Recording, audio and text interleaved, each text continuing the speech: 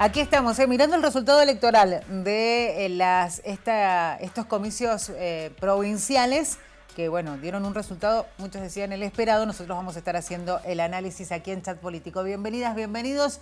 Aquí estamos para compartir en el 30 de la TDA una hora de programa donde vamos a justamente hablar del resultado de esta elección en la provincia de Mendoza. Cornejo, 39,5%, de Marchi 29,67%, 14,73% para Omar Parisi y para Badillo 11,86%. La izquierda se quedó con el 4,23%, hablando de la elección para gobernador y para vice. Bueno, sin duda es un tema para analizar un poquito más allá de estos resultados. ¿Por qué? Porque obviamente el ganador y el nuevo gobernador de la provincia de Mendoza es Alfredo Cornejo. Pero bueno, muchos análisis de las últimas horas hablan de, bueno, hay un triunfo, pero es real que si hacemos la comparación con el resultado que le dio la gobernación a Cornejo la vez anterior, bueno, los números son diferentes. ¿Qué ha sucedido? Bueno, vamos a estar hablando de eso con Roberto Starringer, que es de la consultora sociolítica, y también con Rubén Savi, politólogo. Todos estábamos esperando ayer, después del resultado electoral, las palabras de los protagonistas. Vamos a ver lo que decía Alfredo Cornejo, legislador nacional y gobernador electo de la provincia de Mendoza. Es un honor haber sido gobernador de la provincia y volver a hacerlo por el voto popular de los mendocinos. Es un honor personal, pero me llena de orgullo, pero me genera compromiso, mucho más compromiso del que ya tengo por el servicio público, al que amo, al que me he preparado profesionalmente y el que hemos construido con un equipo que sin duda alguna me sobrepasa a mí. Un equipo de jóvenes y no tan jóvenes, de distintas especialidades, hombres y mujeres que quieren que Mendoza progrese. Y vamos a poner todo de nosotros, todo, para que Mendoza crezca, se desarrolle y mantenga este estándar de servicios públicos que con mucho esfuerzo, muchísima gente con el liderazgo del gobierno provincial tenemos en Mendoza. Lejos del óptimo que queremos, lejos del óptimo que quiere la mayoría de los mendocinos, pero más cerca que la mayoría de las provincias argentinas. Con orgullo reivindicamos nuestra cultura cívica, nuestra personalidad de montañeses, nuestra cultura del trabajo construido en la aridez.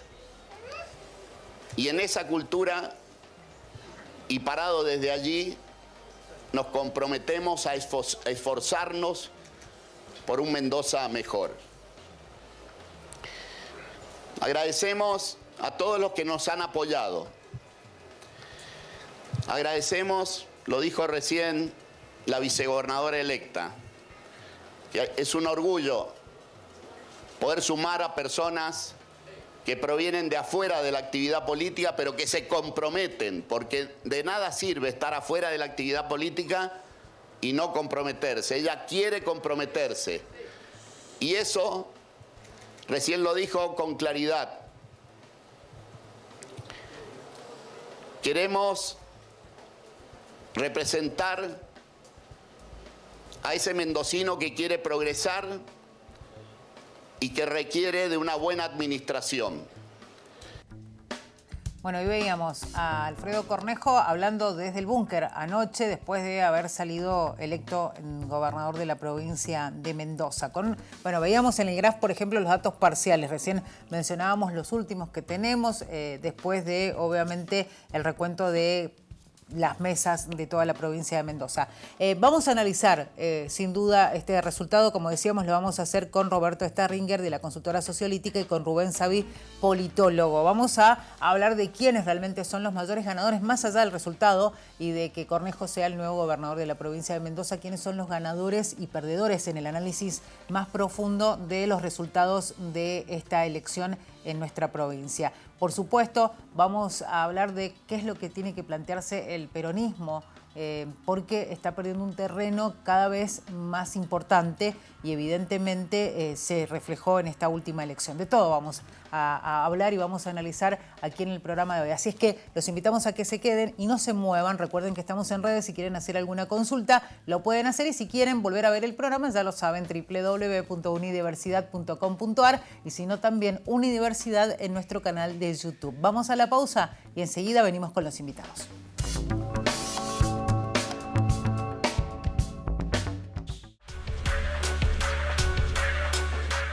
Bueno, estamos evaluando lo que sucedía en estas elecciones presidenciales aquí en la provincia de Mendoza. Yo creo que todos lo hemos hecho, más allá de haber seguido, algunos más menos, el resultado electoral a través de los medios de la provincia de Mendoza. Había generado mucha expectativa esta elección, incluso a nivel nacional, la última de la elección, hablando de las provincias, de cara a lo que se vendrá ya, que serán las presidenciales. Vamos a analizar el resultado, lo vamos a hacer con Roberto Starringer, de la consultora Sociolítica, a quien le vamos a dar la bienvenida. ¿Cómo estás, Roberto? Muchas gracias por atendernos. Hola, ¿cómo están ustedes? Gracias a ustedes por la invitación. Mirá, bueno, yo voy a repasar, eso también lo tenés vos ahí el dato. Cornejo Casado, 39,50, de Marchi Orozco, 29,67. Bueno, Parisi Hilardo, 14,73. Badillo, Fugasoto, 11,86. Y el FIT con Jiménez y Barbeito, 4,23%. Ustedes habían trabajado, por supuesto, en encuestas. ¿Esperaban este resultado? Sí, efectivamente. Teníamos algunas tendencias previas que se pudieron registrar a partir de las PASO. De hecho, te diría desde el mes de julio. Nosotros empezamos una serie de estudios que estaban planificados, a partir de los cuales te diría que hay dos principales que nos dieron esa tendencia de manera bastante precisa en cuanto a estudios locales, es decir, a estudios de departamentos, y también hicimos dos grandes estudios a nivel provincial. En orden cronológico, te lo sintetizo, se hizo primero uno en Guaymallén, que siempre se considera que por su heterogeneidad, te diría socioeconómica, cultural, Guaymallén es un excelente lugar para ver cómo va la tendencia a nivel provincial. Ahí nos dio el Frente Cambia Mendoza a través de Alfredo Cornejo, también con una interesante diferencia.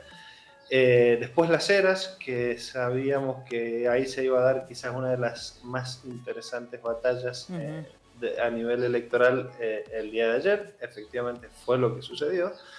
Se podría decir que junto con Rivadavia, en la cual también habíamos trabajado. Y bueno, después hicimos uno finalizando el mes de julio a nivel provincial, donde vimos que prácticamente el número era, te diría, exactamente igual que el resultado de las PASO. Ahí se habilitó el inicio de la campaña, y el último grande que hicimos a nivel provincial terminó 10 días antes de las elecciones, y arrojaba ese valor. Ya en los valores proyectados nada indicaría, a no ser que en el debate, nosotros medimos antes del debate, sucediese algo muy relevante como para torcer significativamente el número. Así que sí, dentro de todo ha sido un resultado esperado. Roberto, estoy mirando, me detengo en Las Heras, ¿no? Y vos decías que era donde se había puesto el ojo porque se entendía que iba a ser la escena de una de las batallas más importantes. Y veo el resultado para Francisco Lopresti, 32,21, para Martín Bustos, 28,54. Bueno, después está el peronismo con 19,56, el Partido Verde con 15,42 y el FIT con un poco más de 4. Esta diferencia que hay, que podríamos decir, ¿cómo lo analizan ustedes? Porque el ganador tiene 32,21 y el segundo 28,54. ¿Se esperaban esa diferencia que uno interpreta desde este lado, que no es tan amplia como tal vez la que sí se dio a nivel provincial? Se esperaba, sí, también. Nosotros teníamos una tendencia de 5 puntos a favor del candidato Lopresti. Y básicamente porque más allá de si estaba o no estaba, creo que es interesante poder ver que es uno de los indicadores o de los fenómenos electorales creo yo, más enriquecedoras en cuanto a análisis que se dio a nivel provincial y particularmente en este fenómeno de las ceras. ¿Qué vota la gente? Eso es lo que tendríamos que ponernos a preguntar y tratar de proponer una serie de hipótesis. Sería muy pretencioso de tener una respuesta cerrada. Lo primero que hay que establecer es diferencias en el marco del plano de lo territorial. Es muy distinto, y esto cada vez lo podemos notar con mayor diferencia, es muy distinto el plano local, del gobierno local, es decir, del municipio, del plano provincial y del plano nacional. Entonces, ¿qué vota en el plano local? Vota gestión. Hasta ahí todo bien, no es una obviedad. El tema es ¿qué es gestión? Nosotros venimos hace años preguntándonos ¿qué es gestión para la gente? Porque en definitiva uno va después con un funcionario, con un gobierno y le dice, tu gestión mide tanto por ciento positivo, tanto negativo. Bueno, ¿y qué es gestión?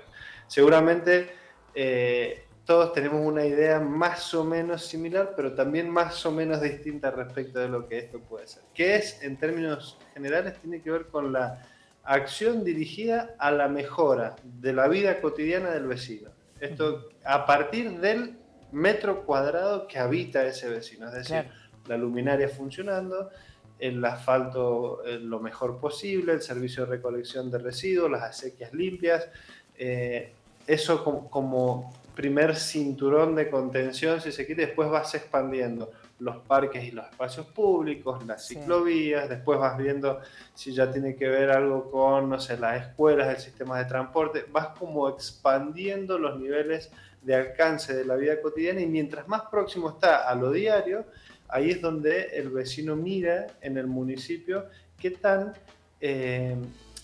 certero y qué tan preciso es el gobierno local respecto de lo que entiende que merece el vecino. En general es bastante exigente y cada vez lo es más, y cada vez exige más el vecino. En ese sentido, ¿qué le pasa al gobierno municipal de Las Heras? A partir, te diría, del mes de febrero de este año empieza a caer sensiblemente su valoración respecto de lo que es la gestión, es decir, cayó la calidad y de la gestión desde la óptica de la opinión pública del vecino. Nosotros no podemos dar cuenta si efectivamente, o sea, nuestro prisma es el vecino, ¿sí?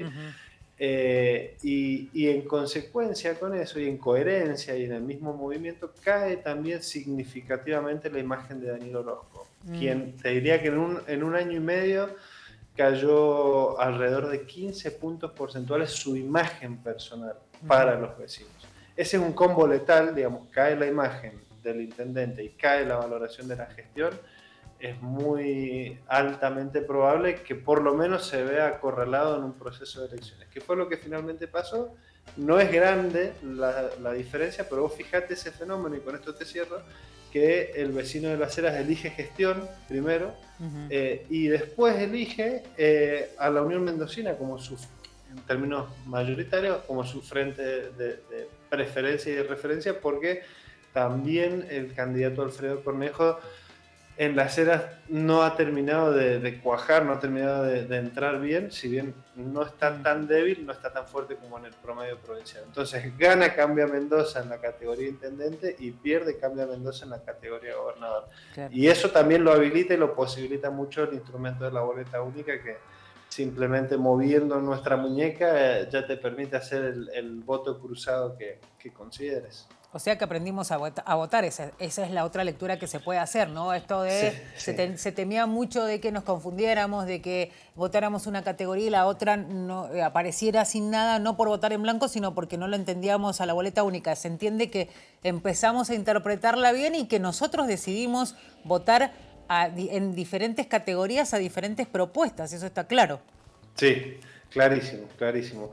Tal cual, estamos aprendiendo a votar, creo que como herramienta está buenísimo, porque también le da a las terceras o cuartas fuerzas la posibilidad de participar de igual a igual, ¿no es cierto? El histórico problema que tienen los frentes más chicos de los fiscales, la falta de boletas, la dificultad que tiene en términos logísticos para llegar a cada escuela. Ahora el instrumento de la boleta es para todos los frentes de igual manera, entonces ahí tenés un efecto complementario de este análisis que es que el Partido Verde también emerge como, no sé si decir emerge, pero se presentó ayer como una de las propuestas bastante bien ponderadas y votadas respecto de lo que han sido los otros frentes muy cerquita del peronismo, por ejemplo. Así que sí, buenísimo que tengamos este instrumento, está bueno y lo celebramos. Me quedo ahí, me gustó esa interpretación y ese análisis que haces, Roberto. Nos tenemos que ir a una pausa,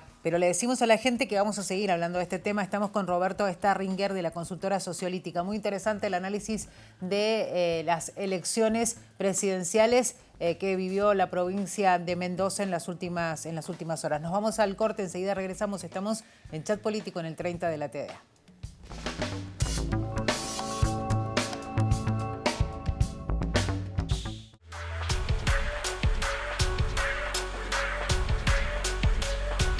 Bueno, seguimos aquí en Chat Político en el 30 de la TDA, estamos en el 22 de Supercanal HD, hablando de las elecciones provinciales, aclaro porque hubo un error. Vamos a hacer la salvedad, pero no fue intencional. Vamos a seguir hablando y analizando las elecciones provinciales de este fin de semana, donde, bueno, el ganador fue nada más y nada menos que Alfredo Cornejo.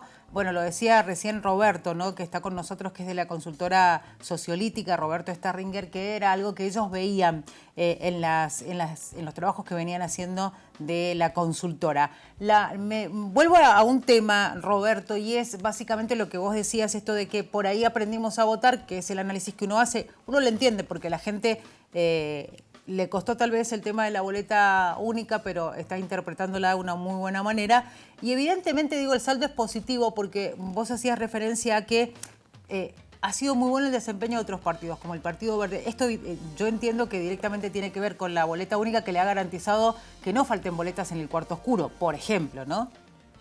Por ejemplo, sí, seguramente eso como herramienta que entendemos que democratiza e iguala, ¿no?, la participación de los frentes.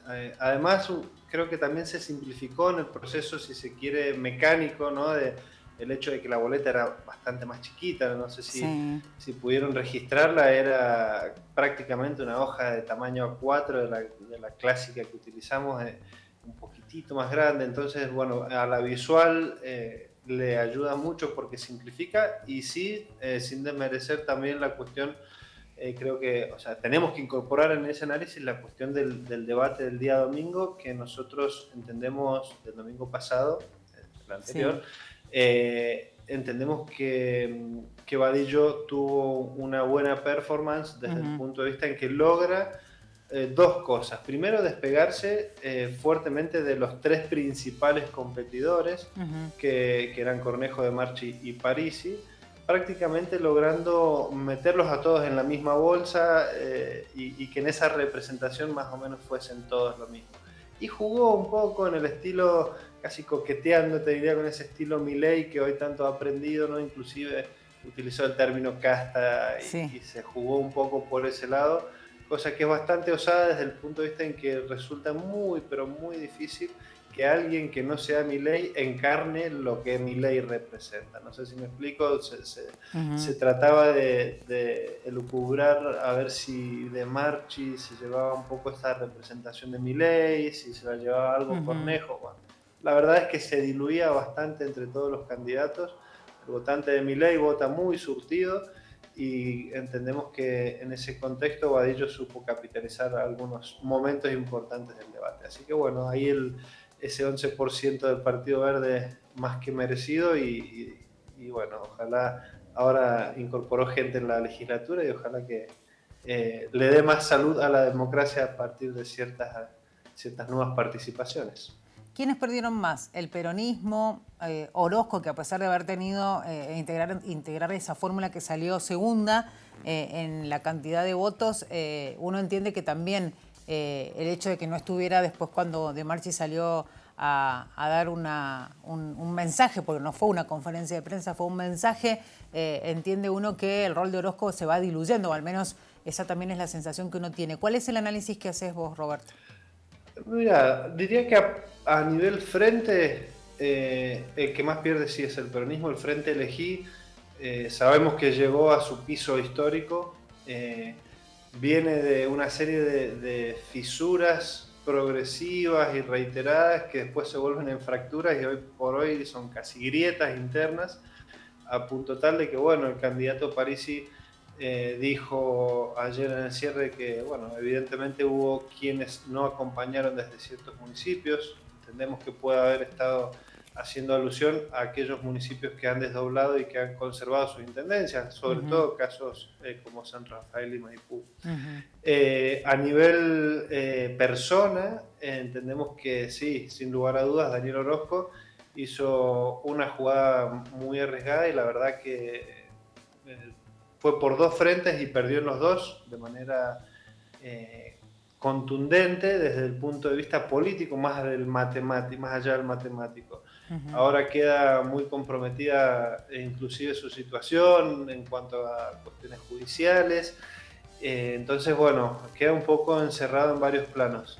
Sería incorrecto desde el punto de vista en que en política no se deben hacer como proyecciones futuristas porque es tan dinámico y tan espontáneo que, bueno, uno no tiene los argumentos ni las herramientas para anticiparse, pero sería muy lógico que el Frente de la Unión Mendocina tenga algún cimbronazo interno en el cual Orozco quizás pueda llegar a perder cierta jerarquía o cierta importancia hacia dentro de esa estructura. Si me dejas ampliar, creo que por el lado de los ganadores, más allá de la obvia cuestión matemática, yo hoy en muchos intercambios con colegas tuyos pongo en valor realmente el crecimiento que ha tenido la Unión Mendocina por ser un frente sumamente joven, nuevo, reciente, y de Marchi, que si bien es la tercera vez que se postula, siempre tuvo un caudal que fue por debajo de los 14 puntos.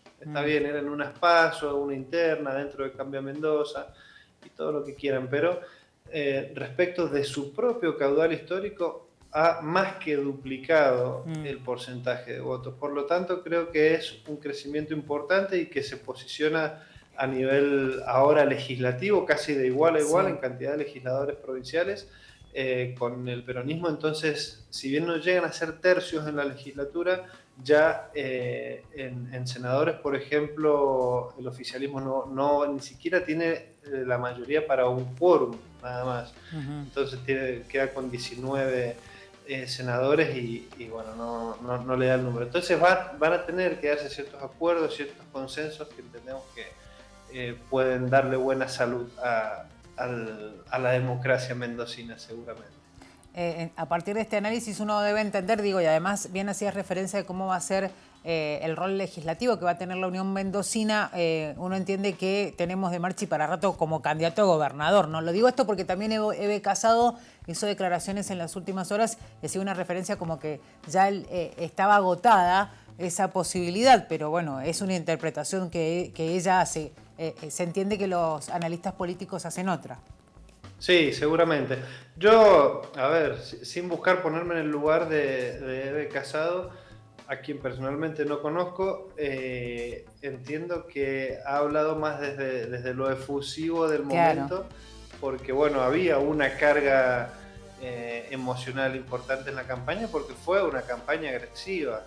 Realmente entiendo yo un poco más explícita desde la Unión Mendocina hacia Cambia Mendoza, ¿no? En la misma cartelería pública veíamos todo tipo de narrativas al respecto, que eran bien dirigidas con nombre y apellido hacia Alfredo Cornejo y bueno, eso va tensionando mucho y lo entiendo por ese lado, no creo que haya ni una cuestión personal ni nada. Ahora yendo al análisis particular, entiendo que De Marchi lógicamente tendrá que reagruparse, tendrá que rearmarse y bueno, consolidar su equipo para seguir en un camino donde entendemos que le ha dado batalla a un frente muy fuerte, porque realmente es muy fuerte. Cambia Mendoza nos toca donde sea que lo estudiemos y lo miramos, está muy integrado en lo que es la cultura ya política mendocina, y lo hizo con un muy buen número, así que no veo por qué no podría él continuar siendo quien encabece. Después, los mismos procesos internos de los frentes van decantando y van siendo otras las candidaturas. A ver, el mismo Jorge Difonso, que ha estado siempre ahí muy, muy cerca y con buena exposición, es un candidato que podría tranquilamente ser quien encarne esa opción, o aparecerá alguien más de algún otro vínculo o alianza que se pueda establecer. Sería muy prematuro analizarlo. Primero me fijaría en qué puede llegar a pasar en el 2025, en las legislativas. Las elecciones de medio término van a dar cuenta ahí de qué tan fuerte puede llegar a estar la Unión Mendocina como fuerza, y bueno, de ahí proyectar hacia el 2027. Bueno, ya está, ¿no? Gobernador va a ser Alfredo Cornejo. Digamos, la votación, la elección lo dio como resultado así. Así es que tendremos como gobernador nuevamente a este líder del radicalismo, además que es una figura muy, muy fuerte. ¿Cómo va a ser para él gobernar, teniendo en cuenta cómo va a estar compuesta la legislatura? Complicado. Complicado desde el punto de vista de que llevan 8 años, cambia Mendoza, de una, no te digo dispensando, ¿no? Pero sin una necesidad tan grande de ciertos consensos, porque tenía unos niveles de mayoría importantes. Entonces, todos los procesos de toma de decisiones se hacían bastante más simples, porque era mucho más orgánico el proceso hacia adentro. Entonces, prácticamente lo que el gobernador disponía no iba a tener demasiadas dificultades para que se aprobase.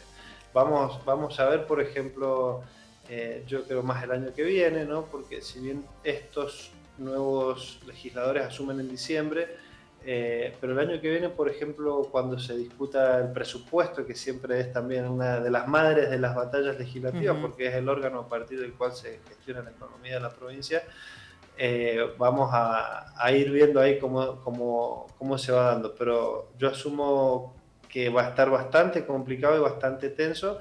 Y otro actor político que no participa de las urnas, pero que es decisivo, son los gremios, tanto los acuerdos con los gremios, fundamentalmente los gremios docentes. Ahí hay una relación un poco, no te digo rota, pero sí tensa, ¿sí? Sobre todo con el SUTE y los acuerdos salariales, con el sector de la salud, ¿sí? Con el mismo sector empresarial vitivinícola. Bueno, van a tener que darse muchos acuerdos y consensos también con otros actores que son actores políticos, definitivamente.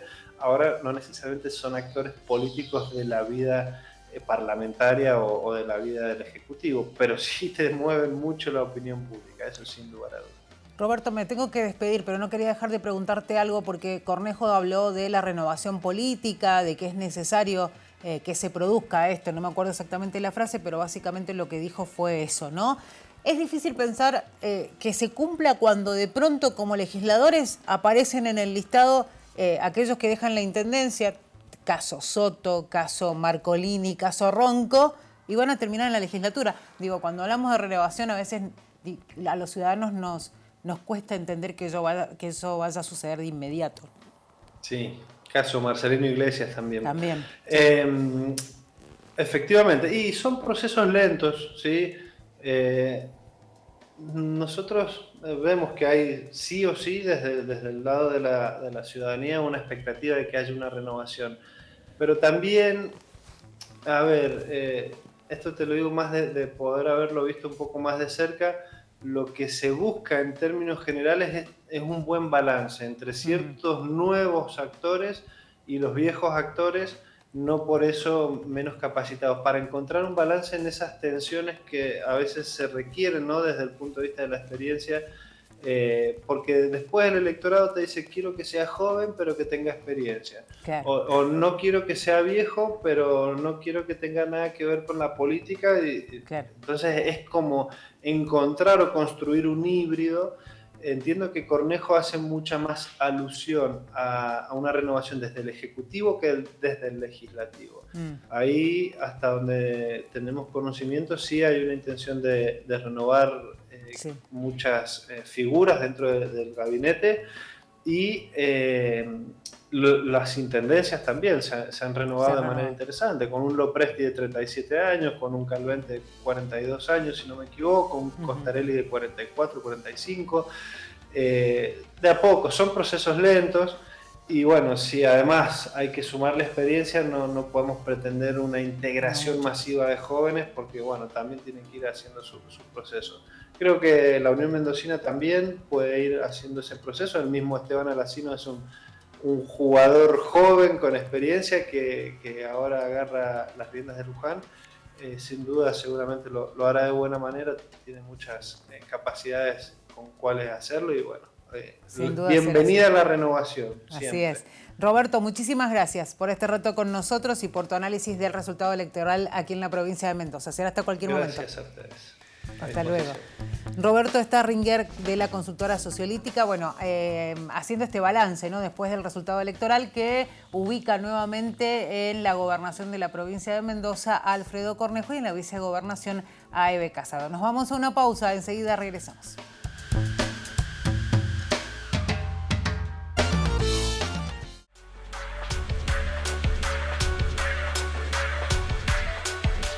Estamos en Chat Político en el 30 de la TDA. Recuerden que estamos en redes, en Twitter, @SeñalUTV, en Facebook. Recuerden, estamos como Señalú y en Instagram como Unidiversidad. Seguimos haciendo el análisis de las elecciones provinciales. Lo hacemos ahora con Rubén Savi, politólogo, a quien tenemos ahí del otro lado. Rubén, bienvenido.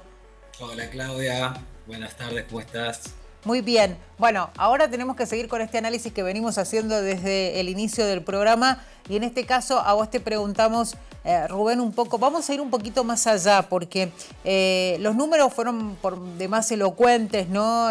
Recién hablábamos con el titular de la consultora Sociolítica y bueno, nos decía que ellos habían tenido encuestas que se asimilaban mucho al resultado, ¿no? Ahora la pregunta es, ¿qué le dio la victoria final a Cornejo? Porque convengamos que la campaña estuvo bastante fuerte, fue la campaña con momentos incluso que muchos decían rosa lo violento, ¿no? Pero hasta dramática fue esta campaña. ¿Qué fue lo que le otorgó el triunfo a Cornejo?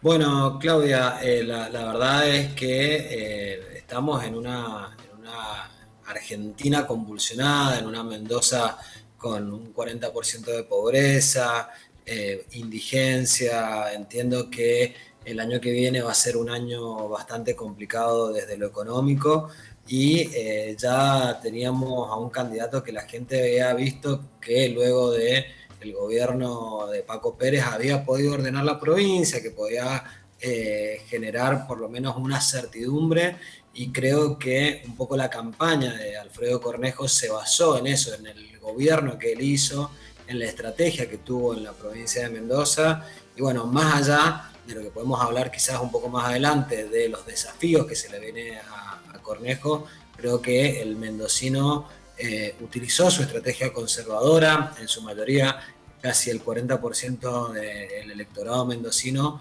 eligió este modelo que por primera vez en muchos años el radicalismo puede tener el tercer mandato consecutivo y es la primera vez en la historia de la provincia que un gobernador, más allá de la imposibilidad de reelección que tiene consecutiva, puede volver a elegirse tras un mandato de Rodolfo Suárez. Sin duda también, bueno, cuando se hace un balance, ¿no? Vos hacías referencia a esto de el mendocino y la mendocina lo recuerda a Cornejo como alguien que ordenó cuando fue gobernador en la instancia anterior, que ordenó la provincia que venía de un gobierno que la había dejado bastante complicada, sobre todo cuando se hablaba, bueno, del pago de los sueldos y ciertos temas en particular. La verdad que Paco Pérez no había tenido un buen resultado y bueno, Cornejo venía a dar ese orden. También se habla de lo mismo en las comunas. Eso le ayudó también, ¿no?, a cada intendente que logró ubicar o seguir esa gestión del mismo color en sus municipios. Tenía que ver con eso, con ese mensaje que es de orden en las cuentas, que es muy fuerte también. En su mayoría, en los 10 departamentos que se llamó a elecciones este domingo, vuelve a reconocer el electorado justamente esto que vos decís, el vecino que vota al intendente, que hoy era de este color político. Hay algunas excepciones, el caso de Malargüe, justamente que estábamos hablando, Paco Pérez, Celso Jaque gana con el 46% ese departamento, dejándolo a Ojeda, que iba por la reelección dentro de Cambia Mendoza, Sí. afuera de la elección. Después el departamento de Rivadavia, otro También. departamento que estaba en disputa, vuelve un histórico, Ricardo Mansur, al departamento de Rivadavia, con una elección muy reñida, se contó voto a voto hasta el último minuto, creo que fueron 196 votos de diferencia entre uno y otro, y bueno, y como vos bien decías al principio, Claudia, el departamento de La Cera, donde estuvo la madre de toda la batalla, donde creo que Marchi utilizó como estrategia sacarle un alfil a Cornejo para dejar de potenciar a Cambia Mendoza, terminó siendo todo lo contrario, con un candidato que casi desaparece y desaparece definitivamente a la hora de anunciar de Marchi que no había ganado las elecciones. No se lo ve a Orozco, digamos, en el búnker de la Unión Mendocina. Entonces, bueno, sí, una elección la verdad que más que interesante. De estos departamentos, 8 quedaron para Cambia Mendoza, ya los 7 que habían elegido ya no eran de Cambia Mendoza, y en definitiva Cornejo va a tener que gobernar con 10 departamentos opositores y 8 propios. Entonces eso es uno de los desafíos más allá de la legislatura que va a tener Alfredo Cornejo. Sin duda, el otro de los temas que me parece que está bueno analizar con vos, Rubén, es qué va a pasar con el justicialismo, ¿no? Con el peronismo, porque el Frente Elegí también venía apostando incluso a una figura que en último tiempo, si bien tuvo su rol en la política, en el último tiempo se estaba mucho más vinculado al sector privado, deciden ir por esa figura y el resultado no fue el que esperaban. ¿Qué es lo que debe replantearse de pronto el peronismo desde tu óptica? El peronismo, en primer lugar, hay que destacar que hace la peor elección desde la vuelta a la democracia. La verdad que hacía mucho tiempo que no se ve este tipo de resultados, donde hay que analizar varios factores. Primero, rompe su piso histórico, que generalmente estaba en el 20%, hoy sacó el 14,73% de los votos. En algunos departamentos llega a estar cuarto, en donde el Partido Verde, asombrándonos, vemos que mete concejales en muchos departamentos, igual que la legislatura mete senadores y diputados. Entonces, analizando también un poco es la política nacional, que también los arrastra mucho al Partido Justicialista. Volvemos a decir que no se recuperan de la gestión de Jaque y Paco Pérez, y ahí es donde nosotros empezamos a analizar quiénes van a ser los referentes después de esta elección de Parisi e Hilardo. Y podemos destacar que tanto Estebanato como Félix son las personas que salen a flote en esta elección, que obviamente con el desdoblamiento les sirve mucho para poder traccionar dentro de 2 años, que yo creo que va a tener que reconstituirse totalmente este frente. Me parece otro análisis merece el tema de la participación de los mendocinos en la elección, ¿no? Se hablaba de un ausentismo importante. En el momento de la elección decían, bueno, el factor climático ha sido determinante para que la gente que estaba acostumbrada, por ejemplo, a ir a votar temprano, decidiera hacerlo más tarde, pero bueno, el número en definitiva no fue el mejor en cuanto a la participación. Esto tiene que ver con una especie de agotamiento. ¿Por qué? Porque las figuras no se renuevan, porque se dieron muchas elecciones durante este año. ¿Cuál es el análisis que hacen desde tu postura como político y en qué coincidís por ahí con tus pares? Mira, en definitiva, la cantidad de electores que hubo fue el 68%. Sí. Para una elección así no está mal. Sí, es verdad que el 31%, casi 32%, no asiste. Veníamos hablando, 10, ¿no? Claudia, hace un tiempo, que el electorado, una de las grandes cosas que no le interesa es el tema político. Entonces lo que quiere es que le solucionen el tema de la seguridad, el tema de la salud, el tema económico, ¿no? Y en definitiva nosotros estuvimos encuestando y cuando nosotros hacíamos encuestas nos decía la gente, ¿y a dónde, cuándo se vota? Mucha gente no sabía cuándo se votaba, más que se percibe y se ve una campaña permanente, pero mucha gente se ve asombrada de eso. Después, en cuanto a la multa, el voto ya es casi, no es obligatorio, entonces mucha gente no asiste a votar, y en ese sentido también yo creo que mucha gente, con esta apatía que hay, elige muchas veces no ir a votar. De todos modos, no podemos decir que es un ausentismo elevado, sino que es un ausentismo a tener en cuenta, y que creo que es el desafío que van a tener estos frentes que han participado en renovarse y que no les aparezca un Milei en Mendoza. Estamos con Rubén Savi, que es politólogo, analizando el resultado electoral de los comicios provinciales. Y bueno, vamos a seguir haciendo lo mismo en un ratito nada más, porque se viene un corte. Queremos sin duda seguir preguntándote también lo que has generado esta alegría del Partido Verde después del resultado electoral. Bien hacías una mención recién, Rubén, pero lo vamos a hacer en el siguiente bloque porque nos tenemos que ir a una pausa. Ya regresamos.